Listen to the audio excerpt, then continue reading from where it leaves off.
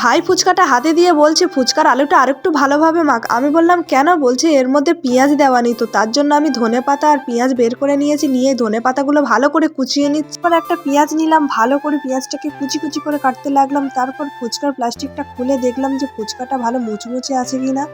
হ্যাঁ, দেখলাম যে ফুচকাটা ভালো মুচমুচে আর লাল লাল। তো তারপর আলুটা বের করে নিয়ে এবার আলুটা আমি ধনেপাতা আর পেঁয়াজের সঙ্গে মাখবো। এই যে আমি আলুটা নিয়ে নিয়েছি।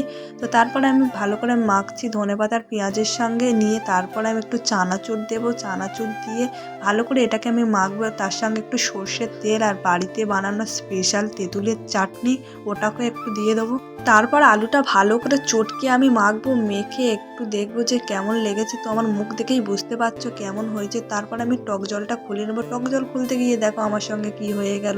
সবসময় তো আমার সঙ্গে এটাই হতেই থাকে কিছু না কিছু। তারপর একটা জলজিরা নিয়ে টক জলের মধ্যে দিয়ে দিলাম, দিয়ে ভালো করে টক জলটাকে গুলিয়ে নিলাম, নিয়ে একটা ফুচকা নিলাম, ফুচকাটাকে ফাটিয়ে আলু দিয়ে দিলাম, আলুটা দিয়ে টক জলের মধ্যে চুবিয়ে ভাইপোকে দিয়ে দিলাম। ভাইপো তো ক্যামেরার সামনে আসতেই চায় না। তারপরে আরেকটা ফুচকা নিলাম, আরেকটা ফুচকা নিয়ে আমার দিদিকে দেবো। আমার দিদিকে দেওয়া মাত্রই আমার দিদি তো মুখের মধ্যে টপ করে দিয়ে দিল। তারপর আরেকটা ফুচকা নিলাম, আরেকটা ফুচকা নিয়ে আমার ভাইকে দেবো। তো আমার ভাইকে দেওয়া মাত্র ভাই মুখের মধ্যে দিয়ে আর কিছু বলতেই পারছে না।